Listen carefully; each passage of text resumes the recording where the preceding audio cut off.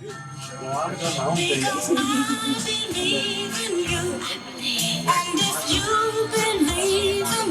listening from St. Louis. Oh, yeah? Here we go.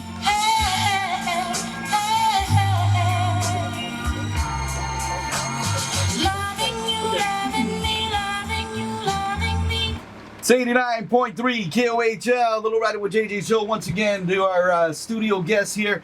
We have the collectors in the house. We have Mr. Tommy Siqueiro, one of the original Souleros. And we also have Mr. Victor Vasquez. He's a original member of the Northern Souleros. He's in the house tonight. Margarita Mejia is also in the house tonight. They brought some music that they're sharing with us, with you, and everybody listening. All right, here we go with more music right here on the Lowriding with JJ show.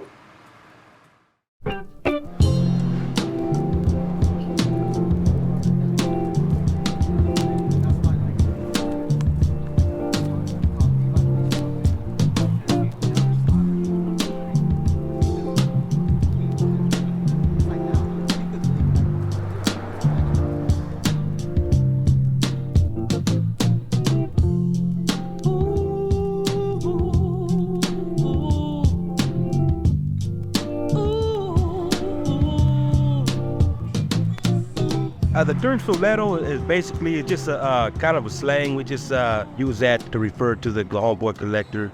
Northern Souleros is basically, as I said, collecting homeboy, Soulero, just from the Northern Califas, it's just from our region here. Someone who starts collecting, after a while they become a Soulero. You start getting into it and getting deeper and deeper into it, stepping your game up. I guess it was a catchy name and commonly used nowadays.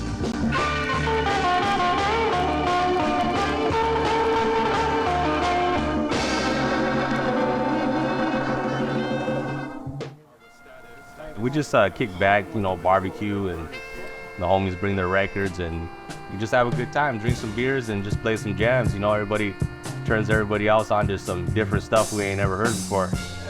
The Planets, everybody's getting high. No. You know that one? No. I'll play it for you right now.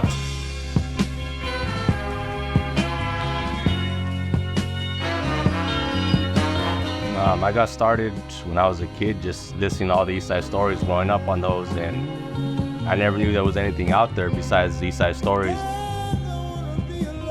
Sleeps, he's from Fremont, and I met him at a Big Al's record barn in Soulero one day.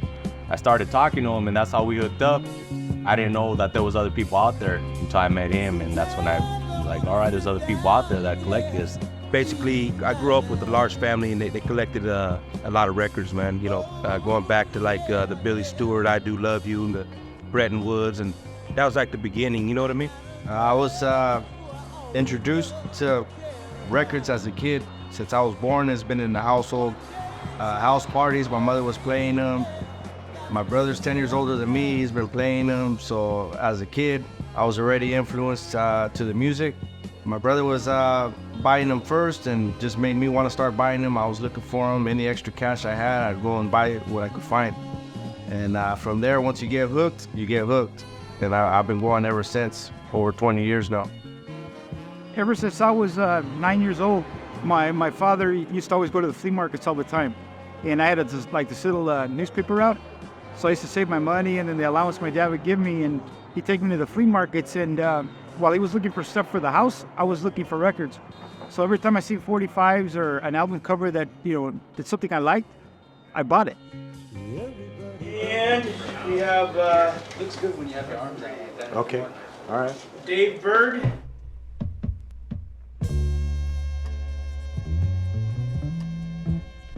Dave Bird, to me, is number one in my book.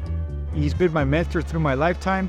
I think I started collecting for the sentimental on the quality, and then I found out that some of the stuff that I needed to add or get into my collection, I didn't have the kind of money for it. So I made a vow to myself to just become specialized in what I call soul harmony group records from maybe Motown and beyond and above. I'm pretty much 60s and 70s soul collector, group harmony. Even single artists have the same kind of harmony, but the soul ballads is pretty much what I'm looking for. I just like that sweet sound, you know, the lyrics.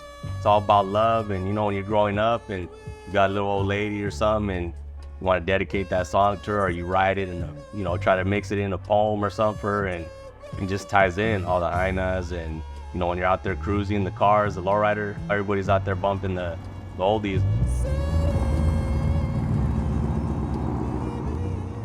Tommy, give me another song. Oh, okay. Let's go number 11. 11 on mine. Number 11? Yeah, 11. Okay. All of us Chicanos are real tight in a family culture, you know, really tight knit. And when we're at barbecues and stuff like that, it was always oldies. We're always playing oldies all the time. And it's that family value that kept us together. And it's hearing those music and hearing the lyrics and being together like a family. It has a lot of meaning to me. Well, you've had Chicanos playing this from back in the 50s and 60s doing garage bands, and it's always been a part of our life. So you've always been at house parties or in your household with this music being played. It's been through our lifestyle. It has that lowrider sound, that smooth sound that we all love. You know, I call it the soundtrack of the Chicano.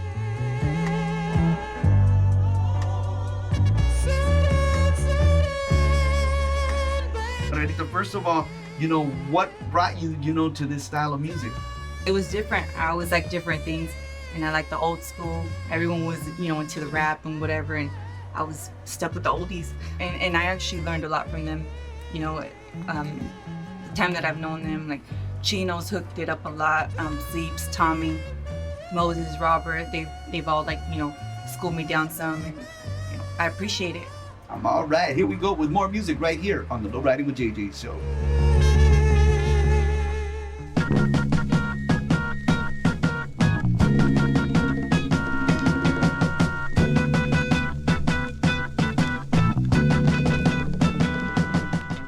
The reason I started with records was back in the days when I was young, a lot of the stuff wasn't really on CDs. When you'd find a record, that's the only way you can find it.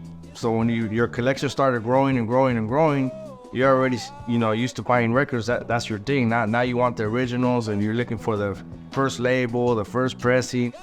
I think that the 45s carry more rarities than LPs, in my opinion. A lot of the 45s were just artists who just cut one single. You know, they never made it mainstream, never had the opportunity to make an LP. A lot of them weren't popular, and they never got airplay. They just, you know, put them on the shelves, and that's it. Never heard from them again. And if you're a true collector, you know within the first 10 seconds if you're going to like your record or not.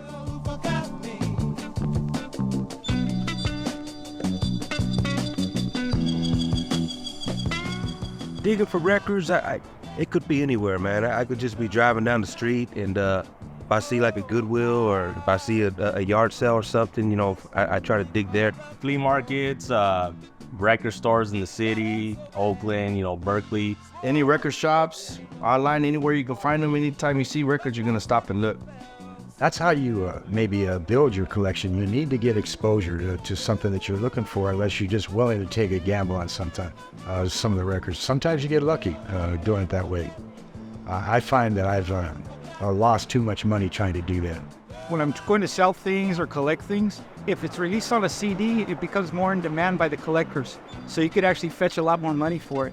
If it's not on a CD and you find it first, and then it goes on a CD, you just invested your money in something that's going to go up in value. People that I was making CDs for, I'd see maybe 4 or 5 months down the road, I'd see them at the flea market. Title for song and track after track, the same thing that I recorded. And I figured, I'm not making no money off this, someone else is.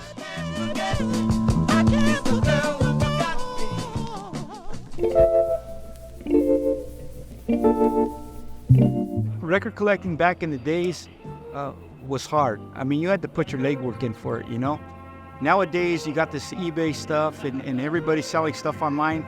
It made it easier for a collector to find something. Used to find record magazines, Gold Mine, it was Dusty Grooves, or other magazines that would send out listings. That was the only way before you can find them. If you knew what you were looking for, and you maybe trusted the vendor, because there were some unscrupulous people on there, and there was no way to safeguard yourself, you know.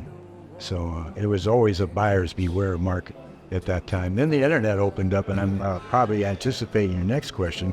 You know, the internet, it has helped because we could all communicate together, you know, when we didn't know each other existed, you know, until we had the internet. It backfires when you have so many collectors and you have only one rare item, and it's just not enough for everybody, you know. So out of us 50 collectors who want it, only one of us may the best man win, and the prices drive up, unfortunately, and a lot of people end up paying, you know, hundreds of dollars. The genre that I collect is soul harmony group records. It's hard to set a price for those unless there's been some prior history, but it's usually the flip side, whether it be funk or Northern Soul stopper, that will determine the prices. They have ways of setting the prices. We don't. It's whatever the traffic will bear or whatever the last one sold for. Before, it was more of a good thing where you didn't really have money. Now you have collectors who do have money, and they're just blowing it up, and makes it harder to get, but they're out there, so you have to supply and demand. A lot of the stuff that we're collecting now, it just, you know, there might not be 50 copies, 100 copies, and it just, some of the money that we pay, Victor pays, and a lot of us pay, it just, it's crazy how much we pay, you know, because of just the rarity of owning it.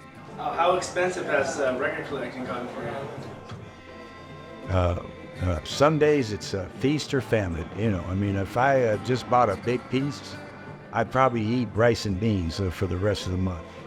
Anywhere from $20 on up to $1,500, you know, $1,200. So it gets expensive. You're willing to sacrifice other areas of your life just as long as it's not the rent.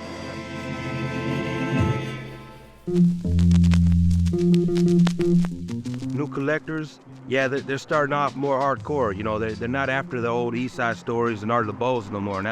Now they want more of that heavier, you know, obscure recordings. And that's where competition rolls in, you know what I'm saying? I just think that there's more collectors coming out now because of the CDs that are out. Everybody wants to try to put something out that no one's ever heard. And I've learned a lot from it. I mean, I don't know everything, and I'm constantly hearing things from collectors that I've never heard before in my life, whether they be from the East Coast, West Coast, you know, wherever. I'm hearing things new all the time. Let me give you a little advice. You've got a life to What was the first compilation that Northern Souleros did? First one we did was Gangster's Dedications, volume number 1. Basically, we'll contribute some songs, and, you know, one of the homies will put it together, and we'll see how it sounds from there. They're promotional CDs, they're really non-profit, you know. We do get some funds out of it, it just goes straight back towards the next compilation. There's not many press, it's only a handful of press, you know. We're just providing the body with some good music, you know. Have you ever met any of the artists of the rare stuff that you have? Yeah, I've been going to concerts with Tommy Siqueiro for a long time, and I got the chance to meet a lot of them backstage and talk to them. And yeah, I met Joe Bataan and Barbara Mason, Sly Stick and the Wicked. A lot of artists that are out there touring, performing. I got a chance to meet the Bloodstone, the group Bloodstone, and the original members that are there were in the group called the Siqueiros on Pizzazz. They made a song called "Don't Waste My Time." So meeting them and talking to them and showing them the 45 on Pizzazz is this a rarity. They were like, "Oh my God, where'd you get that?" They're pretty excited to know that, you know, there's people still out there keeping their music alive. A lot of them were pretty, you know, surprised that I was able to find, you know, one of their old records, you know, and them themselves didn't even have a copy, you know. And if I have like a double, I'll donate them one, you know, of their own record, you know. But if I only have one copy, you know, I'll do it on a CD. If you look at the concerts and any events of these oldies playing with these artists, it's always Chicanos that are there. So it's a very big part of it, and we're the ones who are buying and supporting a lot of it.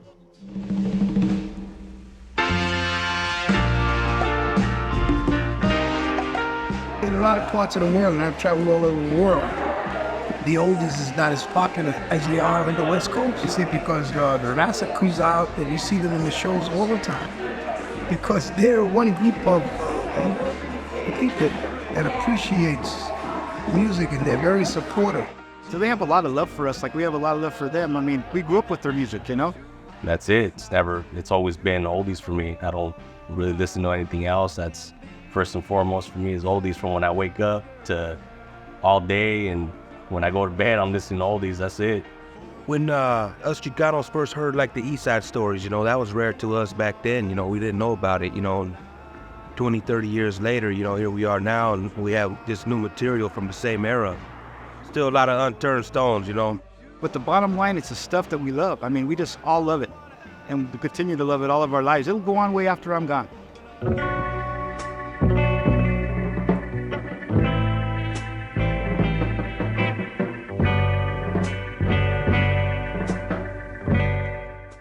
This kind of music appeals to probably 1.5%, 2% of the world population. But the people that are dedicated to collecting as well as listening and keeping this sound alive are the loyalist people, dedicated to the lifestyle, as you've already documented.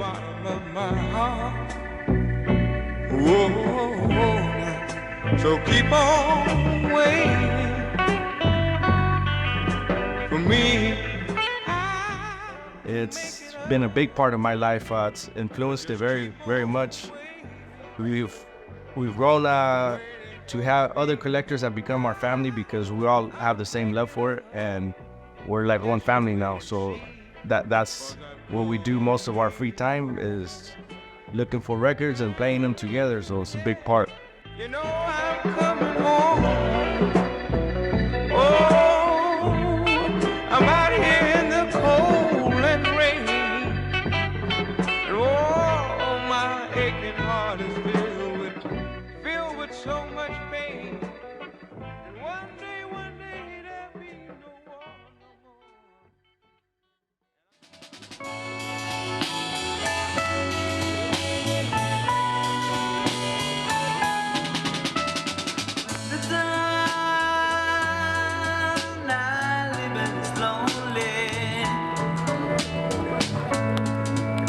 So lonely